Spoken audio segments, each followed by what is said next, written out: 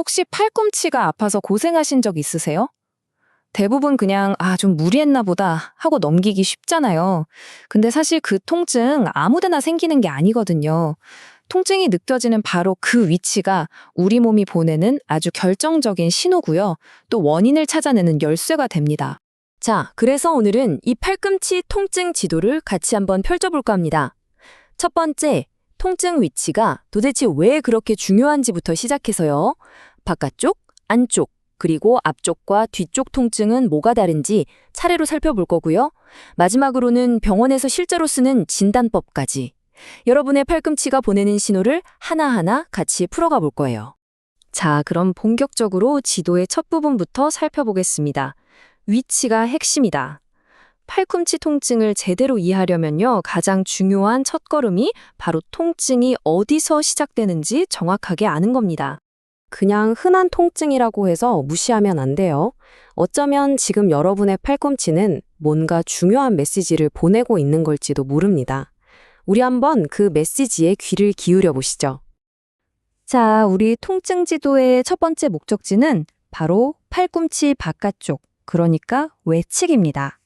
많은 분들이 이쪽이 아프면 그냥 엘보가 왔다고 하시는데요. 여기에는 사실 원인이 전혀 다른 두 가지 얼굴이 숨어 있거든요. 이 두 가지 한번 비교해 볼까요?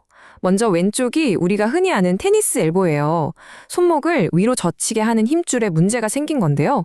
그래서 통증도 저 뼈 바로 바깥쪽, 비교적 얕은 곳에서 느껴지죠. 그런데 오른쪽의 요골 터널 증후군은 좀 달라요. 이건 더 깊은 곳에 있는 신경이 눌리는 문제거든요.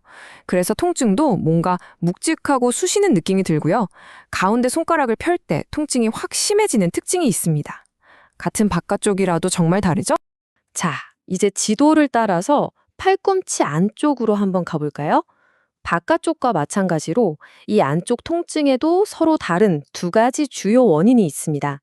안쪽 통증을 구분하는 가장 결정적인 힌트가 뭔지 아세요? 바로 저림입니다. 왼쪽의 골퍼 엘보는 힘줄 문제라서 딱 팔꿈치 안쪽만 아픈데요. 오른쪽의 주관절 터널 증후군은 신경이 눌리는 문제잖아요. 그래서 팔꿈치 통증이랑 같이 저기 신경을 따라서 새끼손가락이랑 약지까지 저릿저릿한 느낌이 쫙 뻗어나갑니다. 특히 밤에 자려고 누웠을 때 이 저림이 더 심해진다면 이건 신경 문제일 가능성이 훨씬 높아요. 바깥쪽, 안쪽이 가장 흔하긴 하지만 이게 전부는 아닙니다. 이번엔 우리가 좀 놓치기 쉬운 하지만 분명한 원인이 있는 팔꿈치 앞쪽과 뒤쪽에서 오는 신호들을 한번 볼게요. 보시는 것처럼 통증이 팔꿈치 앞쪽, 저 뾰족한 끝부분, 그리고 뒤쪽에서도 나타날 수 있는데요. 각각의 위치가 아주 명확하게 다른 질환을 가리키고 있습니다. 하나씩 차근차근 짚어보겠습니다. 먼저 앞쪽 통증입니다. 우리 흔히 알통이라고 하잖아요. 바로 그 이두근 힘줄에 문제가 생긴 원위 이두근 건병증인데요. 팔을 구부렸을 때 오목하게 들어가는 바로 그 부분에 통증이 있고요. 특히 무거운 장바구니를 들 때처럼 팔에 힘이 딱 들어갈 때 아프다면 이걸 의심해 볼 수 있습니다. 이건 정말 딱 보면 알 수 있을 정도로 특징적인데요. 팔꿈치 그 뾰족한 뼈 위에 물혹처럼 불록 튀어나오는 거예요. 꼭 물주머니가 찬 것처럼요. 혹시 책상에 팔을 괴는 습관이 있으시다면 더 쉽게 생길 수 있습니다. 마지막으로 뒤쪽 통증입니다. 이두근이랑 정반대 역할을 하는 근육이죠. 팔을 쫙 펴주는 삼두근 힘줄 문제예요. 그래서 푸시업처럼 팔을 쭉 펴는 동작에서 힘을 줄 때 팔꿈치 바로 위 뒤쪽이 뻐근하고 아프다? 그러면 삼두근 건병증일 가능성이 높습니다. 자, 지금까지는 통증 지도를 보면서 내 경우는 이걸 수 있겠다 하고 추측을 해봤잖아요. 그럼 전문가들은 이 추측을 어떻게 확신으로 바꿀까요? 지금부터 그들의 진단 도구 상자를 살짝 열어보겠습니다. 정확한 진단을 위한 도구 상자가 있다고 한번 상상해 보세요. 거기서 가장 먼저 꺼내는 기본 도구가 바로 관절 가동 범위를 재보는 겁니다. 다시 말해, 여러분의 팔꿈치가 얼마나 자유롭게 움직일 수 있는지 확인하는 거죠. 자, 여기 표를 보시면요. 건강한 팔꿈치는 이 정도는 움직여줘야 해요. 거의 150도까지 완전히 구부러지고 또 0도로 반듯하게 펴져야 하고요. 손바닥을 위아래로 뒤집는 것도 각각 90도 가까이 자유자재로 돼야 정상인 거죠. 만약 이 범위가 안 나온다면 뭔가 문제가 있다는 신호입니다.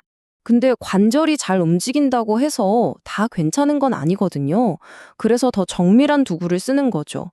바로 특수검사라는 건데요. 이건 의심되는 질환과 관련된 특정 동작을 일부러 만들어서 통증이 정말 그 원인 때문에 생기는지 직접 확인하는 아주 확실한 방법이에요. 예를 들어서 테니스 엘보를 확인할 때 쓰는 코젠 검사가 있습니다. 아주 간단해요.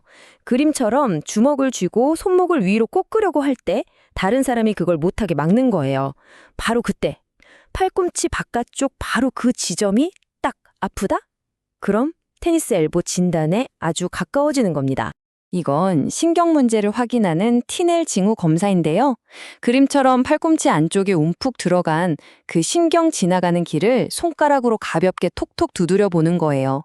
이때 만약 새끼손가락까지 전기가 오듯이 찌릭 한다면 이건 신경이 어딘가에서 눌려서 매우 예민해져 있다는 확실한 신호죠. 훅 검사는 이름 그대로 갈고리 검사예요. 팔을 구부린 상태에서 검사자가 손가락을 이두근 힘줄 밑으로 갈고리처럼 쑥 걸어보는 거죠. 만약 힘줄이 파열되었다면 어떻게 될까요? 걸리는 게 없으니까 손가락이 그냥 쑥 들어가 버리겠죠.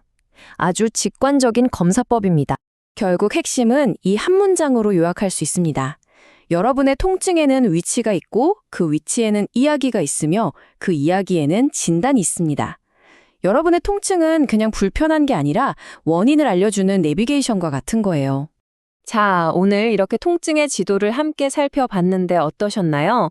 이제 여러분의 몸이 보내는 신호를 조금 더 잘 이해하게 되셨기를 바랍니다. 가장 중요한 건 그 신호에 귀를 기울이는 겁니다. 통증을 그냥 넘기지 마시고 정확한 진단을 통해서 올바른 조치를 꼭 취하시길 바랍니다.